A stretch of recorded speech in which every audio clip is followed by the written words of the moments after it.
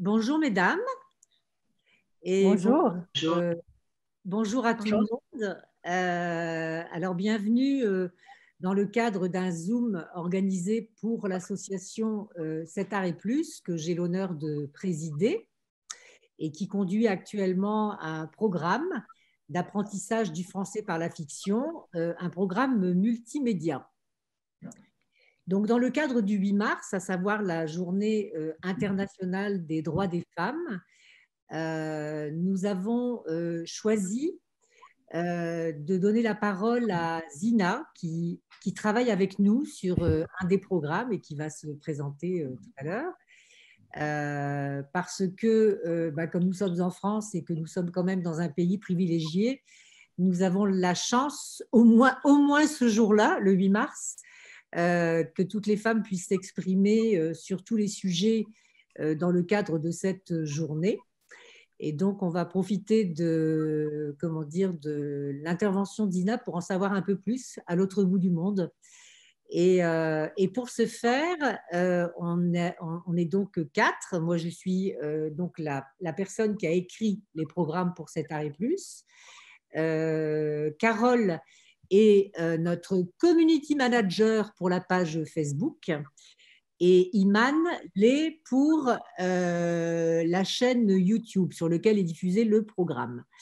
Et notre amie Zina, je vais te passer la parole dans un premier temps où tu vas t'exprimer en français.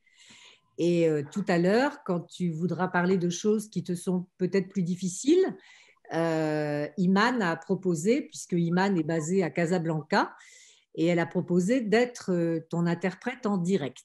Merci, Eman. Avec plaisir.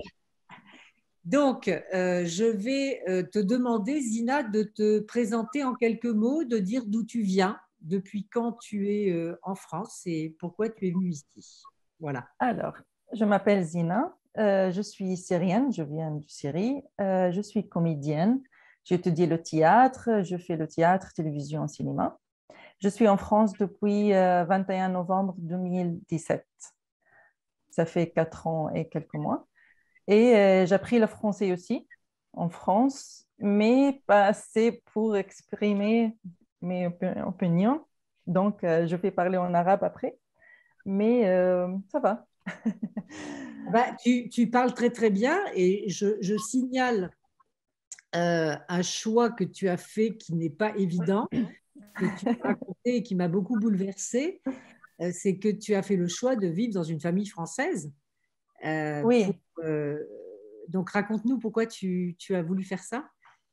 Pour améliorer, apprendre le français plus facilement, plus rapidement, et pour apprendre aussi les habitudes, on dit, l'adat wa taqalid françaises. Donc, voilà, et a été très chouette comme expérience. Et ils ont devenu comme ma famille ici en France. Je peux te dire que ce choix radical a suscité beaucoup d'admiration chez les comédiens de Pain-Préfecture, puisque Haribo m'a dit qu'il avait été impressionné quand il avait entendu dans la petite vidéo de présentation que tu as faite sur la chaîne. Il avait dit quand même, waouh, c'est un vrai choix, quoi. Donc, écoute, tu parles très très bien français, mais je comprends que tu aies besoin d'une interprète pour parler des sujets qu'on va aborder. Alors donc, écoute, comme pour nous, la Syrie, c'est loin, que c'est une histoire compliquée dans laquelle on est tous sauf des spécialistes. Donc, je vais tout simplement te demander, au niveau de la Syrie, où en sont les droits des femmes. Est-ce que toi, tu as vu une régression et quand, enfin, que tu nous donnes ton sentiment à la fois, voilà. Ok, je vais parler en arabe. Oui. اوكي الحقيقه القوانين والدستور السوري يضمن للمراه السوريه كما للرجل المساواه، هناك مساواه بين الرجل والمراه في القانون السوري، الدستور السوري. ولكن اوكي ايمان تفضل. Donc je traduirai phrase par phrase, comme ça va être plus facile. donc en Syrie, le droit du pays donne le droit soit équitable entre l'homme et la femme. Et donc la femme a les mêmes droits que l'homme. اوكي في العمل في الانتخابات في الحياه الاقتصاديه في الترشح في كل شيء في الترشيح في كل شيء في العمل ايضا ولكن هناك قوانين لا تنصف بين الرجل والمرأة كقانون الجنسية مثلا إعطاء الجنسية للأطفال وقانون الأحوال الشخصية كل ما يتعلق في الطلاق والزواج والميراث.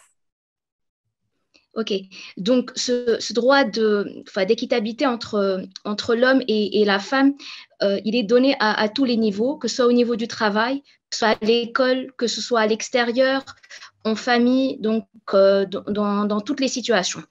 À part donc quelques droits qui ne sont pas donnés de la même manière à l'homme et à la femme, comme par exemple le divorce. Ben, l'homme il a plus de droits que la femme par rapport à ce niveau-là.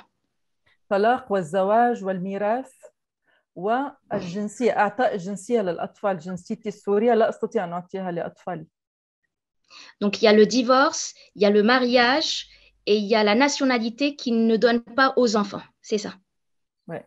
وأنا شخصياً عانيت من هذا الموضوع لأن ابنتي تحمل الجنسية الفرنسية والتونسية ولم أستطع أن أعطيها الجنسية السورية. أنا محرومة من هذا الحق. Et donc moi-même, qui est une fille qui est de nationalité française, je n'ai pas pu justement donc chercher son droit d'avoir la nationalité syrienne parce que tout simplement, elle porte déjà la nationalité tunisienne et la nationalité française. Et donc le droit syrien ne lui donne pas le droit d'être syrienne aussi et d'avoir la nationalité syrienne. وهذا من حيث القانون ولكن إذا أردنا أن نتكلم عن القانون الاجتماعي ليس هناك إنصاف أبداً كل النساء العربيات أعتقد بين الرجل والمرأة بسبب العقلية الذكورية المسيطرة في مجتمعاتنا. Donc ça, c'est au niveau du droit du pays. Par contre, si on parle du droit social, et donc il n'y a pas d'équilibre entre les droits donnés à l'homme et les droits donnés à la femme. Tout simplement parce que c'est une histoire de culture, de tradition et de coutume du pays. Et ça se traduit comment dans la réalité, ça se traduit comment? هناك اضطهاد عام يعني المرأة لا تستطيع مثلا ليس لديها الحق مثلا أعطي مثال بسيط في أن مثلا يكون لديها حبيب بشكل علني مثلا أو أن تخرج لتسهر مع أصحابها.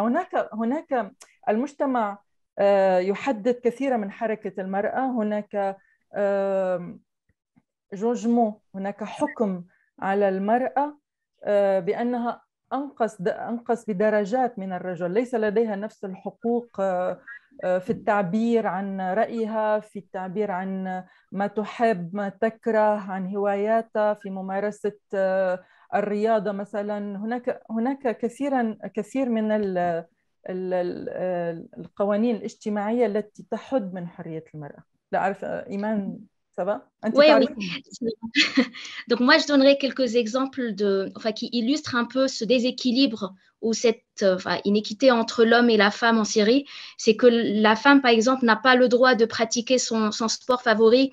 La femme n'a pas le droit de sortir toute seule par exemple dans la rue. La femme, on limite un peu les droits de la femme. Et c'est ce droit social qui fait en sorte de priver la femme de tous ses droits de liberté, entre parenthèses. Mais ce droit social dont tu parles, il est écrit? C'est un droit écrit ou c'est de la coutume? C'est une tradition. tradition. Mais ليس ظاهر إيمان يجب أن نشرح لهم أنه ليس قانون ظاهر. أنت تعرفين وضع المرأة العربية ليس واضح هذا الشيء ولكن هناك محرمات تتوارثها المرأة عن أمها وجدتها أنه العيب والحرام هذا بيصير هذا ما بيصير هذا مسموح هذا ما مسموح. أنت تعرفين هذا الوضع. Oui, donc il y a des droits, il y a des droits qui sont dictés par le pays, par le Dostur. Par contre, il y a une certaine éducation qu'on donne à la femme et que par voilà, c'est hérité de sa femme, enfin de sa maman, de sa grand-mère. C'est une histoire d'éducation qui fait en sorte que la femme ne doit pas faire certaines choses et elle se limite à ce qu'on lui autorise de faire. D'accord. Bah, du coup, ça m'oblige à être indiscrète et à te demander quel type d'éducation, toi, Zina, tu as reçu en tant que petite fille, en tant qu'adolescente et en tant que jeune femme. اوكي. انا كان عندي الحظ انه انا ابنة عائلة متحررة منفتحة. والدي صحفي معروف في سوريا ومذيع في التلفزيون السوري، ووالدتي معالجة نفسية. Ok, moi j'avais la chance d'être la fille d'un père qui était journaliste, d'une maman qui était elle est psychiatre, c'est ça? Psychiatre, psychologue. Ok, très bien. Donc voilà, psychologue, d'une maman qui était psychologue de métier. Et donc j'avais un peu plus de liberté et mes parents, enfin, étaient de culture un peu plus, voilà, plus ouverte. Ouvert, plus ouverte, oui. Ok. وهذا يعني ربوني أهلي على الحرية في التعبير. كان هناك لدينا عادة أسبوعية أن تجتمع العائلة وأن نناقش مشاكلنا بين الأطفال، بين أهلي الوالدين والأطفال بكل حرية. كان هناك ديمقراطية في التعامل وما زالت. Ok, donc on se réunissait tous ensemble en famille, entre enfants et parents, au moins une fois par semaine, là où on discutait vraiment d'une manière libre tous les problèmes et enfin toutes les choses qu'on voulait partager entre nous tous. Et voilà. Pardon. Tu es fille, comment dire, tu es fille unique ou tu as une sœur ou un frère? J'ai une sœur et un frère. Et est-ce qu'il y avait une différence de la part de tes parents dans l'attitude qu'ils avaient entre ta sœur et toi et ton frère? Jamais. Jamais. La chance. Ouais, jamais. J'ai eu de la chance parce que moi-même, dans le nord de la France, il y avait une différence. Oui. C'est une question de milieu. Il y a une question de milieu, oui. Oui. لم يكن بالفعل هناك ما كان في تفرقة أبدا بين الإناث والذكور عند والدي ووالدتي. وبالإضافة عندما اخترت أن أدرس أن أكون ممثلة كان عمري 5 سنوات، وكان هناك تشجيع كبير من والدي أن أكون ممثلة دون أي يعني ممانعة أو نقاش حتى، بالعكس شجعوني. Il y avait aucune, ouais, je suis désolée. Donc, il n'y avait aucune disparité en termes de rapprochement de mes parents entre ma sœur et moi, enfin, mon frère, c'est ça, et moi-même. Donc, aucune disparité entre l'homme enfin, un garçon et une fille. Au contraire, moi-même, quand j'ai choisi d'être artiste à l'âge de 5 ans, mes parents m'ont clairement encouragée. Ils n'avaient même pas discuté le point avec moi. Au contraire, ils étaient juste d'accord et m'avaient épaulée à l'époque pour pouvoir arriver à ce que je suis aujourd'hui. À 5 ans? À 5 oui. ans? Tu as décidé d'être artiste à 5 ans? Oui, comédienne, exactement. Comédienne à 5 ans? Ouais. Est-ce que c'est parce que Zina, est-ce que c'est parce que tu as été inspirée par une comédienne connue ou est-ce que c'est vraiment par une série télévisive? Oui. D'accord. C'était quoi la série? Dis-nous en 2 mots le pitch. Le pitch de la série qui t'a impressionné quand tu avais 5 ans. شجرة الدر. شجرة الدر. شجرة الدر, ça veut dire c'est l'arbre du maïs. Oh, et c'est en gros, ça racontait quoi? Raconter une histoire d'une femme forte. C'est une histoire vieille de culture arabe, mais raconte d'une femme forte, jolie, comme ça. Donc, j'aimerais de faire un comédien pour être comme elle, devenir comme elle. Et c'est une femme qui choisissait sa vie, déjà. Oui, voilà. Ça. D'où à la fois comment dire, l'envie d'être comédienne et en même temps d'être inspirée par le personnage. Oui, c'est ça. C'est vachement intéressant. Est-ce que tu as, depuis que tu es en France, est-ce que tu voient une différence, une vraie différence. Ton regard à toi, parce qu'on a tous notre opinion par rapport à ça, mais notre opinion elle est quand même très biaisée. Est-ce que tu vois, quelle est selon toi la différence que tu observes entre le traitement qui sont faits aux femmes en Syrie et en France? Si tu devais dégager, comment dire, une ligne, ce serait laquelle?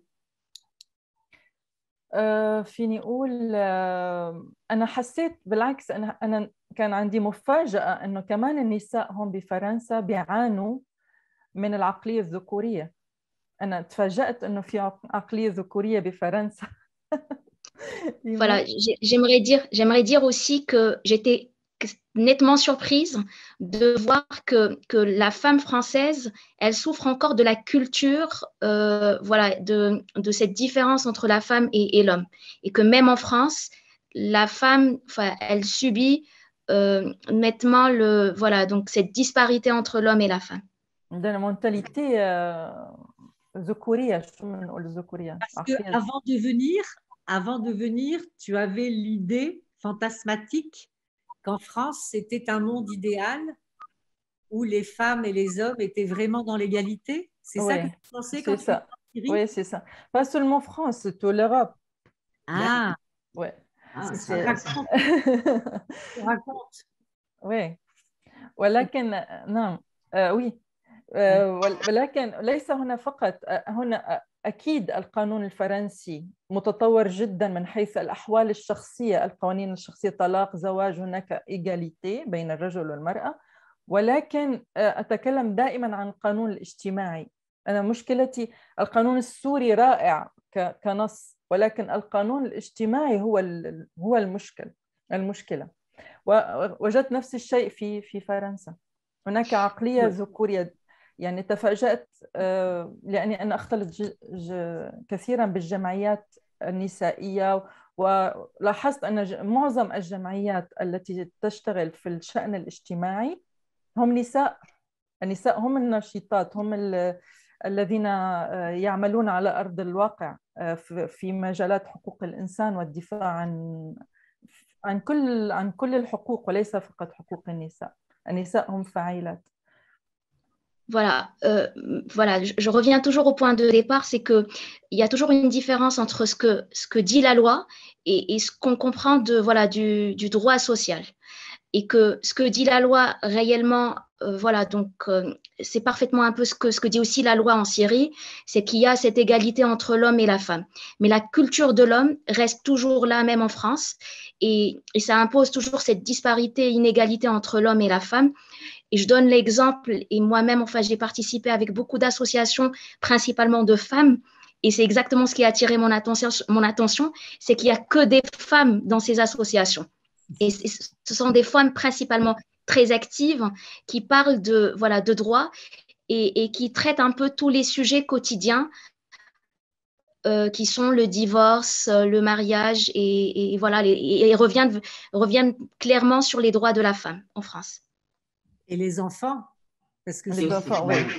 Les enfants, parce que moi je dis toujours que l'égalité, on l'aura le jour où les hommes feront des bébés, le jour où les hommes seront enceintes. Ils vont comprendre.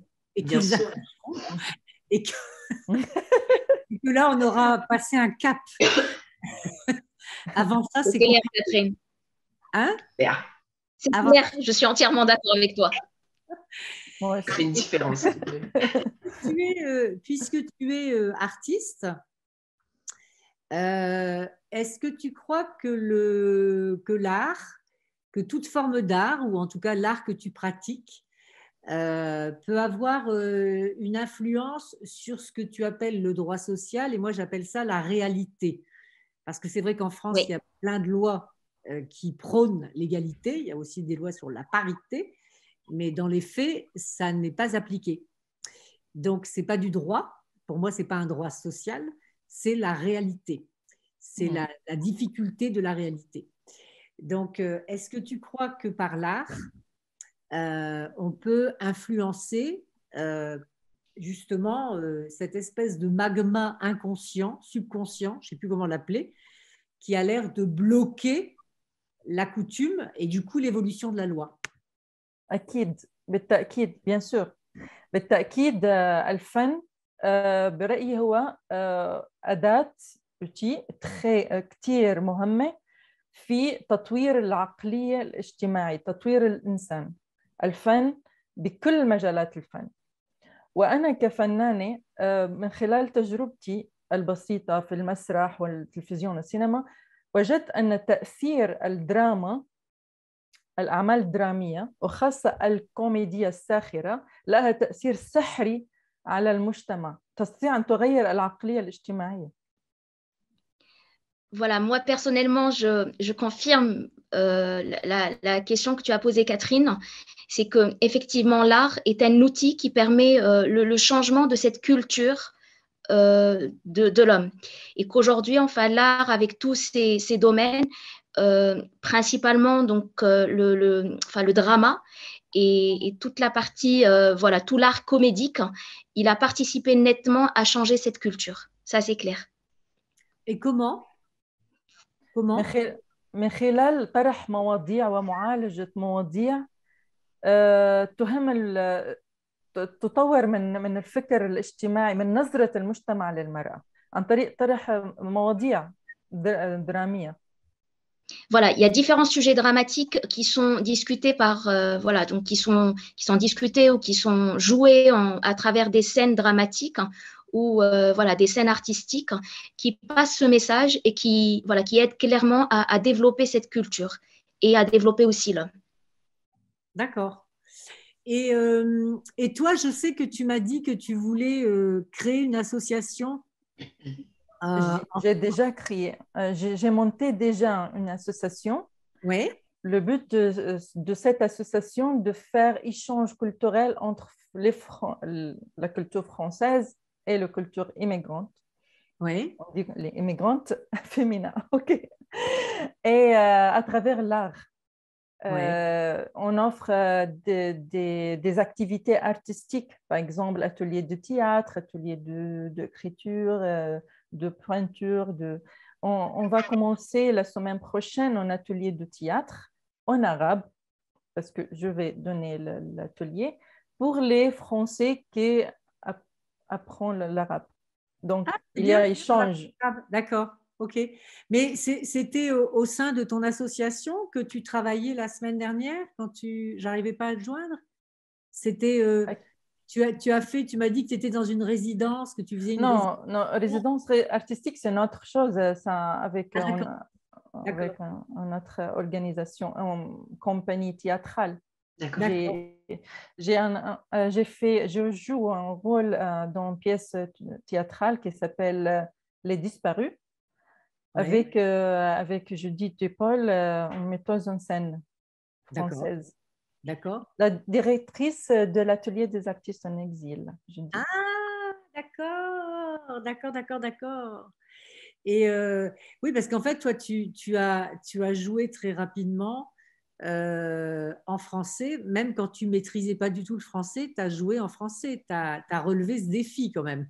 La première pièce de théâtre a été en français quand j'ai parlé pas le français. Donc, j'ai pris par cœur. C'était très difficile. C'est fort quand même. Oui. Et au sein de ton association, tu envisages d'insister sur comment justement la transmission de ce que tu appelais tout à l'heure du principe d'égalité. Tu envisages de faire des choses là-dessus? Oui, bien sûr. Oui. Je vais parler en arabe maintenant. Alors, هناك الكثير من المشاريع دائما المشاريع التي أنا أطرحها هناك دائما أتحدث عن حقوق المرأة دائما أتحدث عن المشاكل التي تعاني منها المرأة دائما.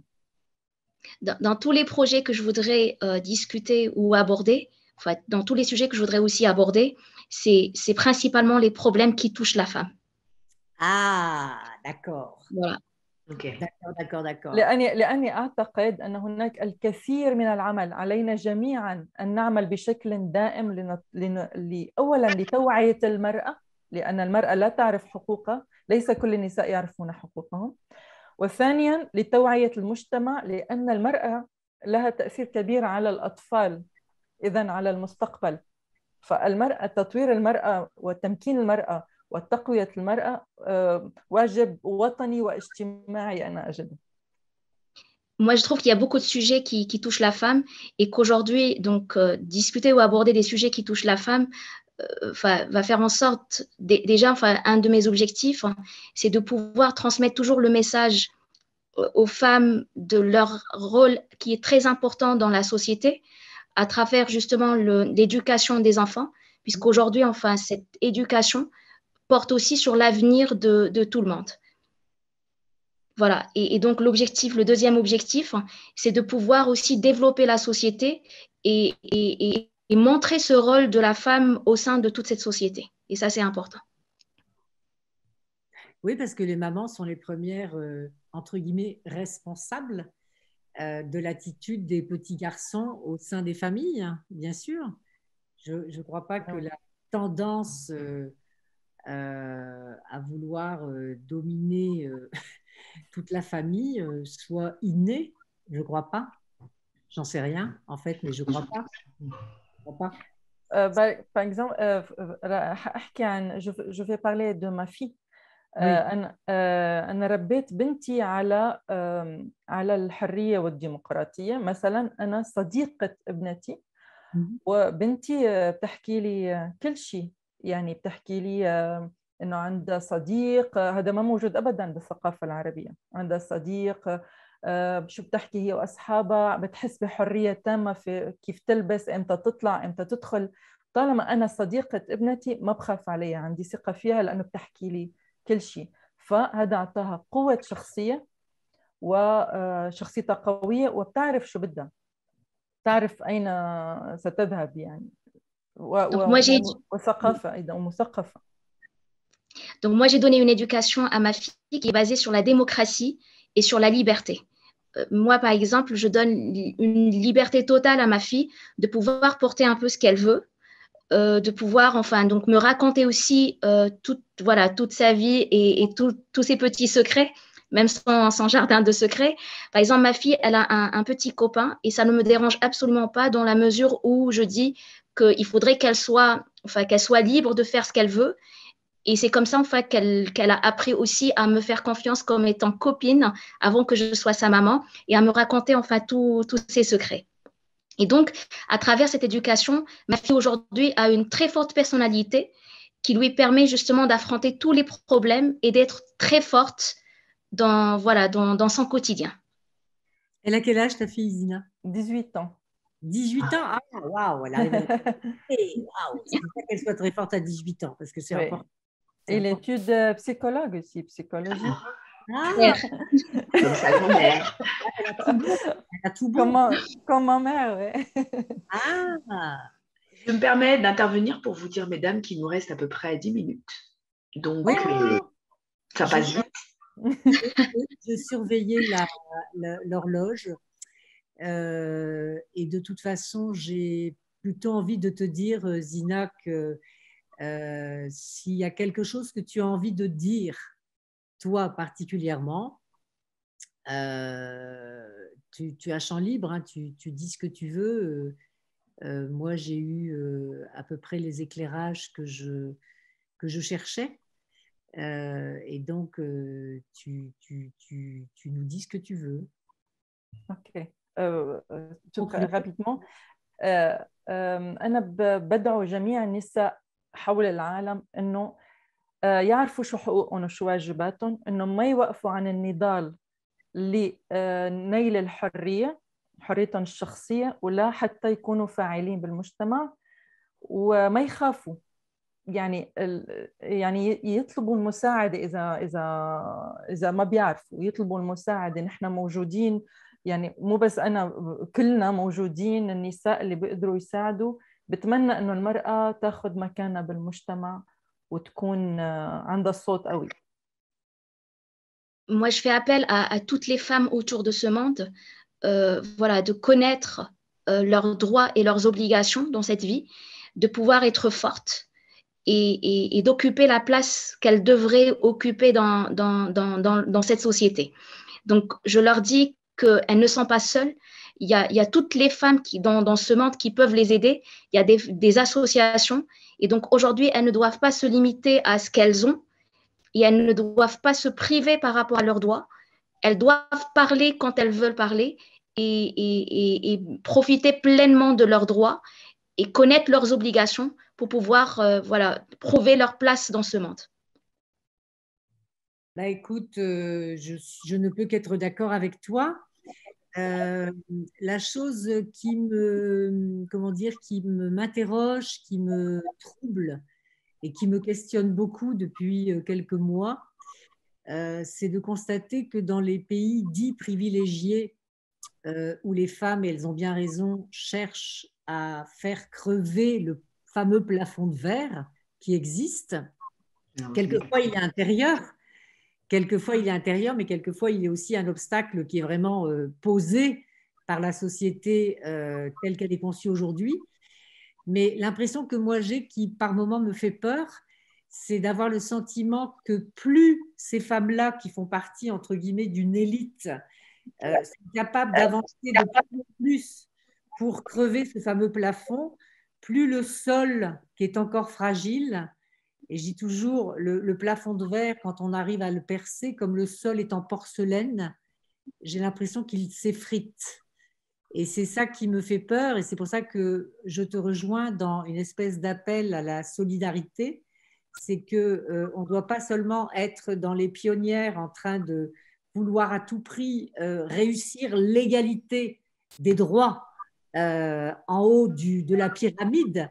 On ne doit pas oublier toutes nos sœurs qui sont dans des positions plus fragiles, parce que plus on monte, plus on monte et plus on sent la fragilité à la base. Enfin, c'est mon sentiment. Je ne sais pas si vous le partagez, mais c'est mon sentiment. Entièrement d'accord avec toi, en tout cas, moi, Catherine. Voilà.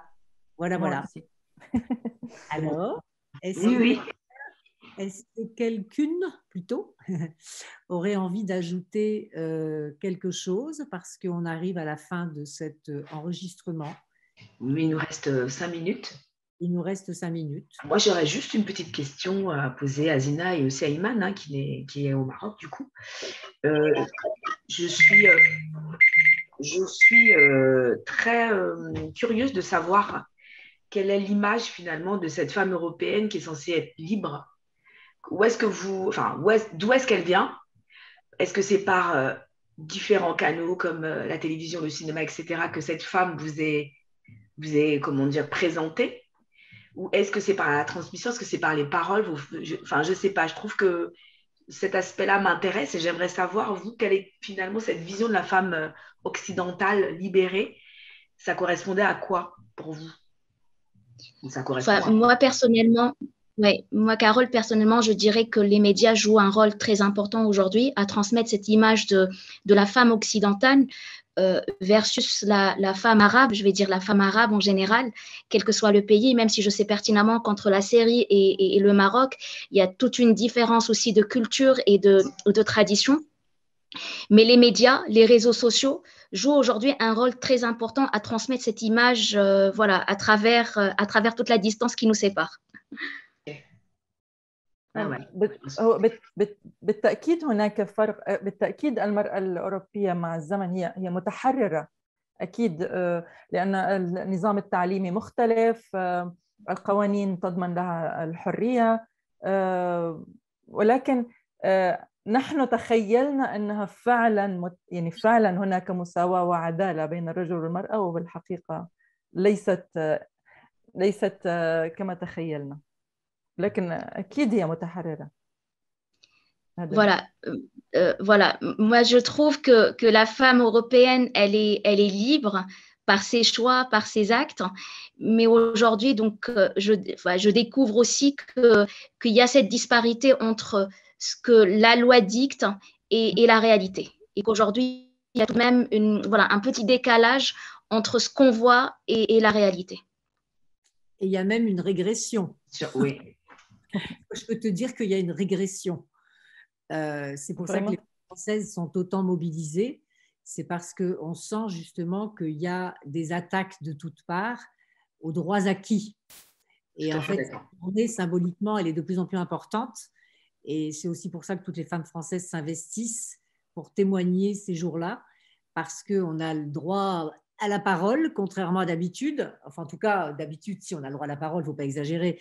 Mais je veux dire, ce jour-là, on a quand même un champ libre pour exprimer tout ce qu'on a envie d'exprimer. Et en fait, on se rend compte que pour un certain nombre de domaines, il y a effectivement une fragilité. Voilà. Bon. Eh bien, écoutez, c'était un vrai plaisir de t'écouter. Merci à toutes les trois pour cet échange. Et la prochaine fois, on fera parler Iman. Ah oui, je vais avec grand plaisir. Allez, avec grand plaisir. Je vous parlerai de la femme marocaine à ce moment-là. Voilà, on parlera de la femme marocaine. Voilà. Et après, on parlera de la femme en Guadeloupe. Qui est française, hein, mais effectivement, il y a culturellement parlant des petites... La femme des îles, c'est aussi un fantasme. La femme des îles, c'est aussi un fantasme. Tout à fait. J'y aurais beaucoup à dire, hein, effectivement. En tout cas, merci beaucoup. C'était très enrichissant, en tout cas, comme échange. Ouais. Merci beaucoup. Ça fait un plaisir de partager. Merci beaucoup, Zina, et merci à vous quatre. Allez, à vous trois.